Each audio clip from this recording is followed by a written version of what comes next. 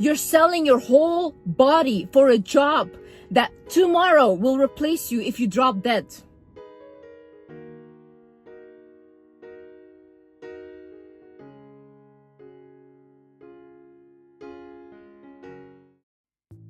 Wizard Liz has built her empire by being the guru, the fountain of advice, known for her no-nonsense attitude and those bold statements that call women out on their so-called clown behavior. I want you to find clown shoes, yeah?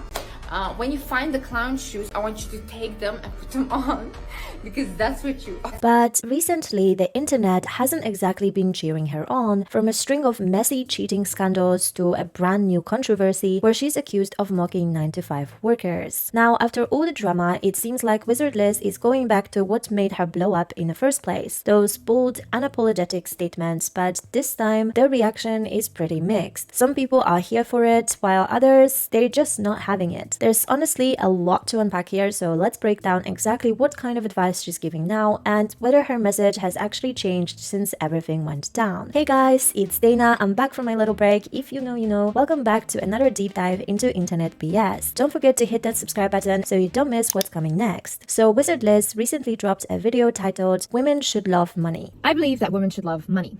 I love money, and I get so much backlash for this every single time I say this. Any single time I talk about any of my accomplishments or whatever, seen as not being humble. And I almost feel like just because you're a woman, you shouldn't talk about your accomplishments. You shouldn't show them because you're supposed to be humble and nice about it. Liz claims she gets hate every time she lists her accomplishments or talks about her wealth, and implied that it's simply because women are jealous of other women and their success rather than being supportive like men do. And when men are literally telling each other like, hey bro, this is how I made my money, so they can inspire other men to do it, that's all okay. That's also how men stay in power, because men listen to other men. Men like other men. I really need women to get out of this delusion and stop telling other women that money is not important. Personally, I don't really see people criticizing her for being successful. What I do see are people calling her out for promoting what's essentially a sugar baby lifestyle. Another thing that people criticize her on is their inconsistency. Like, who genuinely cares about your stupid quote? No, tell me, who cares?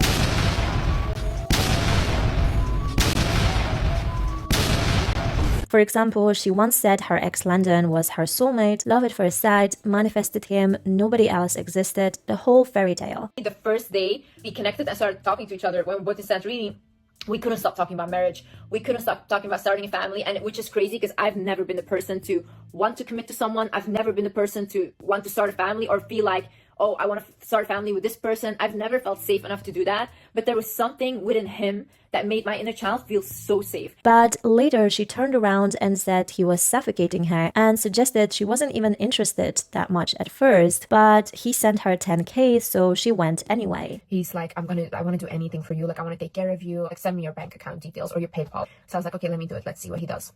And then he sent me $10,000.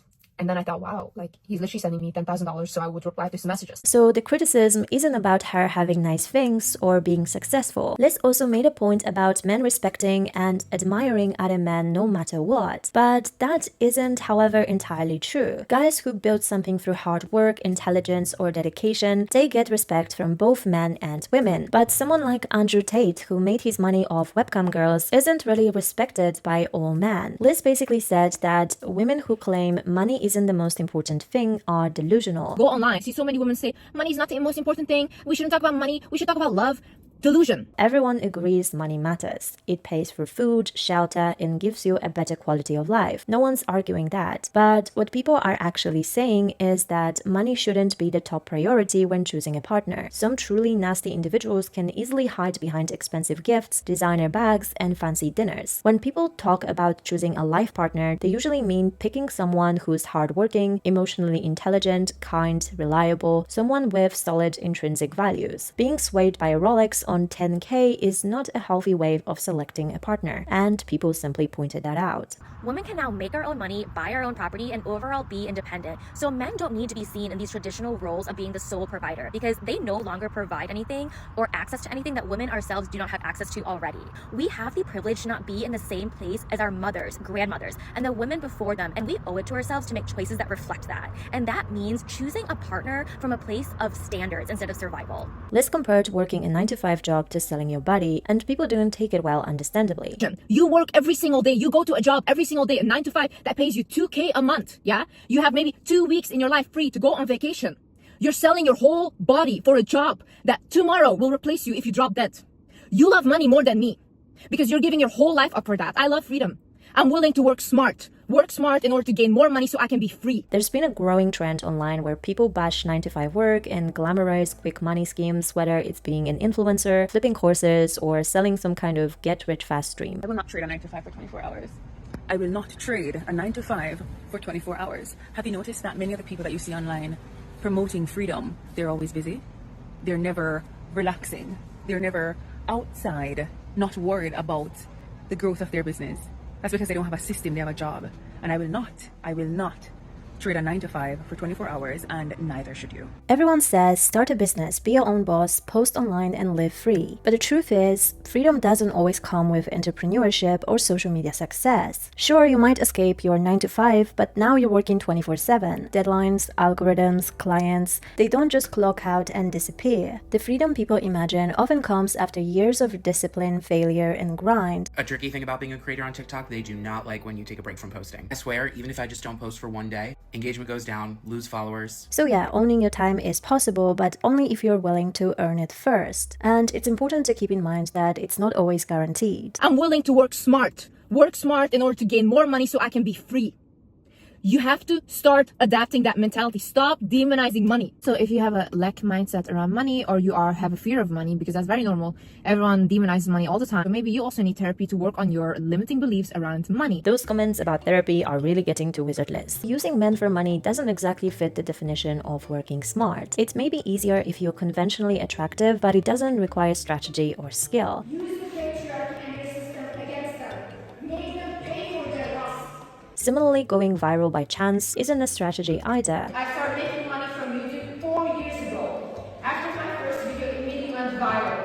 Traditionally, working smart means making your money work for you, investing in assets or businesses that generate long-term value. It's about smart financial planning. Buying luxury cars, designer clothes, or staying in expensive Airbnbs isn't smart financial behavior. Also, calling basic financial realism a lack mindset is dangerous advice. If you are not attracting a lot of money, it's because also you're thinking from a lack mindset. So people that save a lot and are very stingy with their money, they don't attract a lot of money because money sees that you're scared of losing it. Good financial decisions actually start with crunching the numbers and see what works for you. Would you rather go ahead and buy a depreciating luxury car that will last you for a few years, or a house that builds equity over time and provides you with safety? That's not scarcity mindset, that's personal economics. This is another thing. I don't know why everyone is so upset that I go into a relationship thinking about stability. Why are you upset? Entering a relationship thinking about stability is much different than entering a relationship based on material possessions. Getting convinced to be with someone because they sent you 10K or gave you a Rolex, that is not normal, that is not healthy, and that has nothing to do with stability. Having a child with someone you barely know and raising them in a single-parent household is not automatically stable, unless, of course, all you mean by stability is material wealth. You think men focus on love?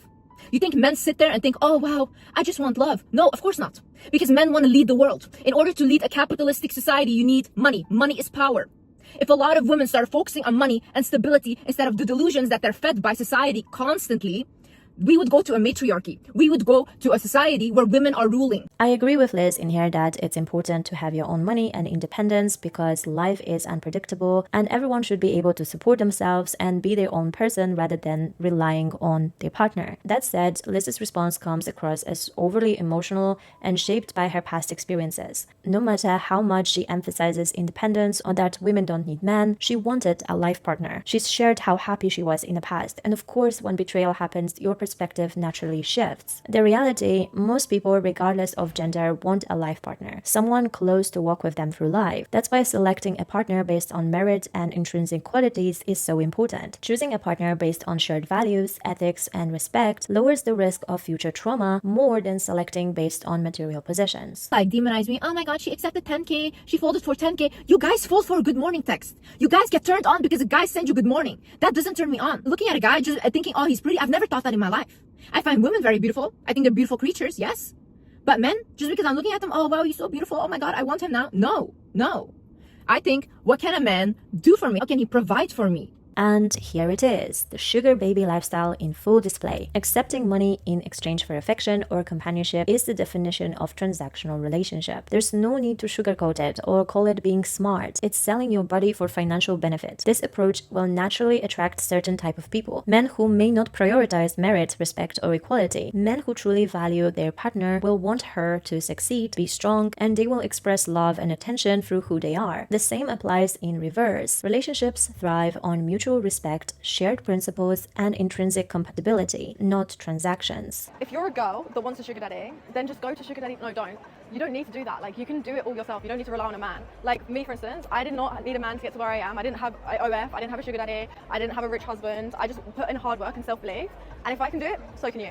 The truth is, success looks different to everyone. Comparing yourself to someone else's journey online, totally pointless. The real win in life is finding an approach that works for you, aligns with your values, and actually lets you enjoy life. Because when it comes to chasing money, it will never feel like enough.